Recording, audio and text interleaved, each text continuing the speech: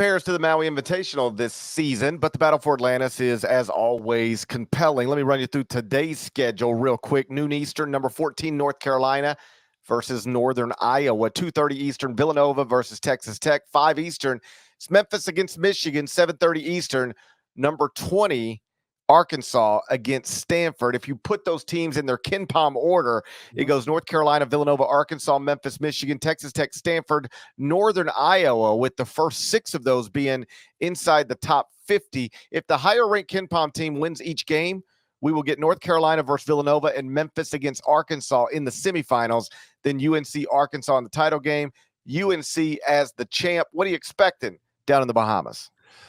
Do you expect that to break out like that? Do you think the higher ranked team's gonna win out in the? No, it just as Maui just reminded us that doesn't usually happen that way. I'm expecting some good stuff, and for anyone that's I'm well aware that very high travel day here, day before Thanksgiving, people squeezing in the pod however they can, either today, perhaps even on Thanksgiving. We appreciate you. This is a nice little, for those watching live. Carolina, Northern Iowa, we're less than 90 minutes out from that tipping. So it's just, I love Feast Week, and I love all the hoops, particularly the daytime hoops. What's great about this, would you agree with this, Parrish? Like, I would probably watch North Carolina, Northern Iowa regardless, but you tip that game off at noon, and it's 5 times more enticing than if it's on a Thursday night at 7 o'clock. Wouldn't you agree?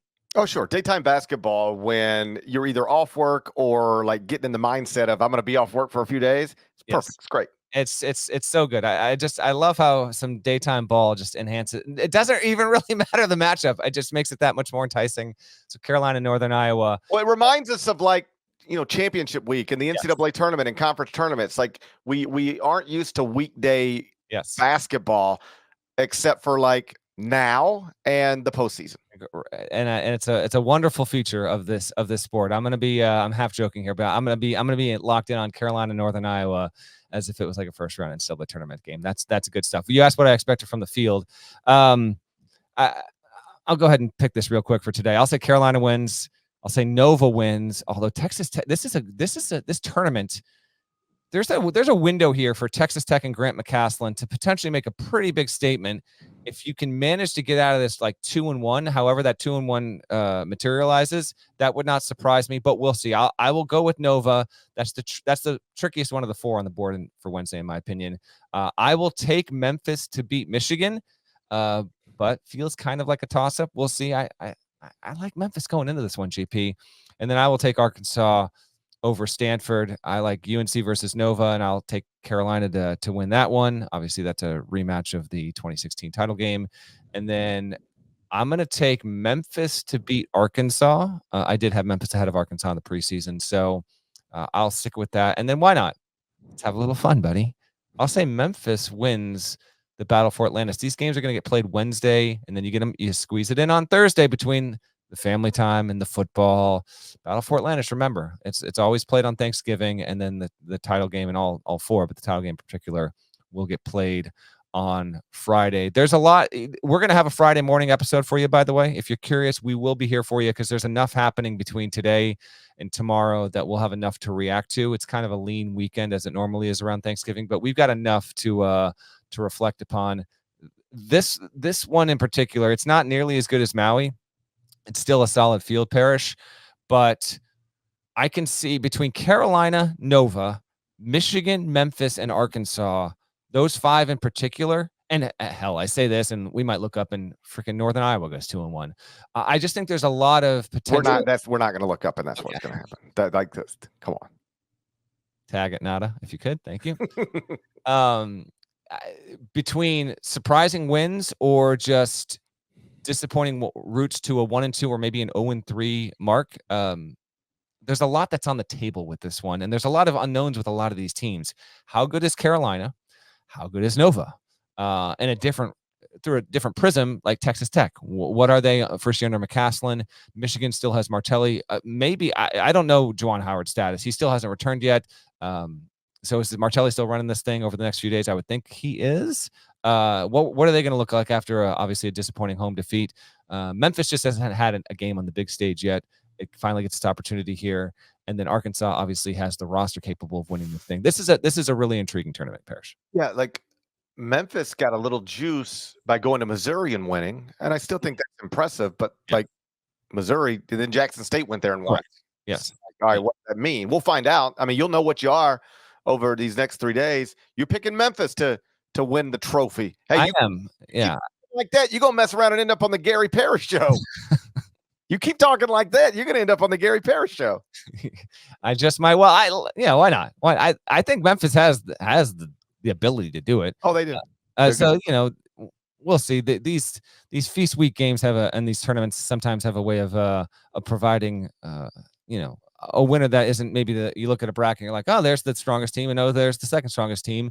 Sometimes neither of those win it, and I will ride with Memphis. I don't know what trophy they get, by the way, for winning the battle for Atlantis. I feel like it's something completely ridiculous. I'm gonna look it up right now because the only trophy I know is the Battle for the Bones. That's Memphis UAB. Yeah. They play for a trophy of ribs. It's the best trophy in sport.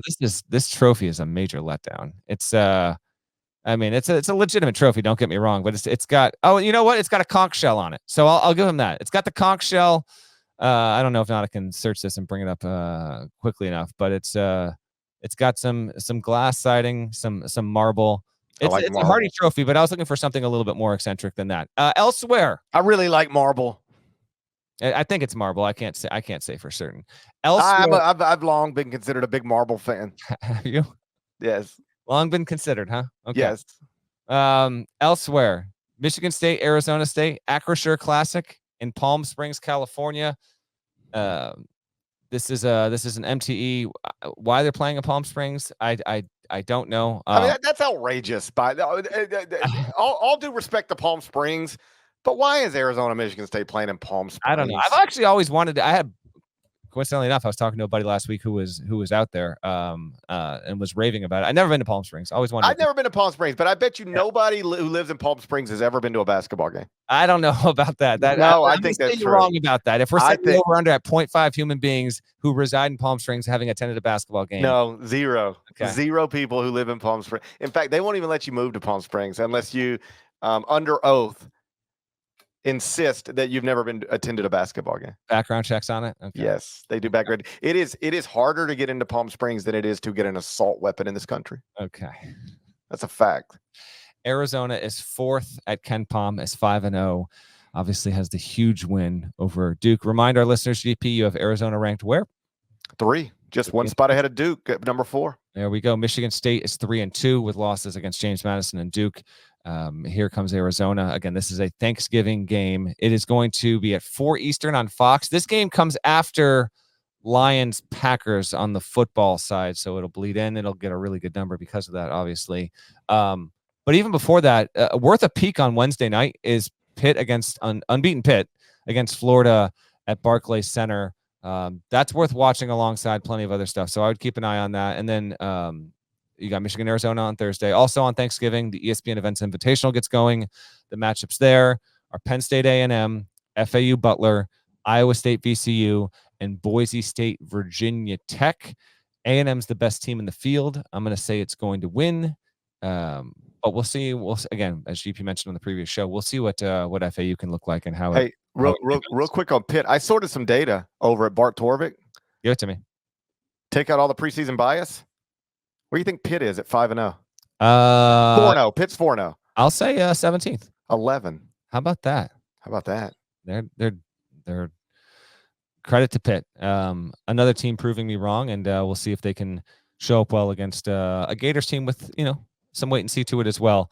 And then one more Thanksgiving MTE. This one's in San Diego on Thursday. You've got Iowa versus Oklahoma, USC versus Seton Hall. Not a ton of sizzle to that, but USC, let's see how it looks moving forward, and then if it can emerge from this field. This feels actually like a pretty good opportunity for Iowa. If it can get past Oklahoma, maybe Iowa can emerge there. The Big Ten has done relatively well so far in non-conference play, and we'll see how it fares over the next couple of days. It's been a good week so far, and I cannot wait for the rest of Wednesday. This day in particular, when you get Atlantis going, you get the Maui title game, 3rd place game, even Gonzaga, UCLA late. this is among the obviously 3, 4, 5 best days of the regular season in the sport.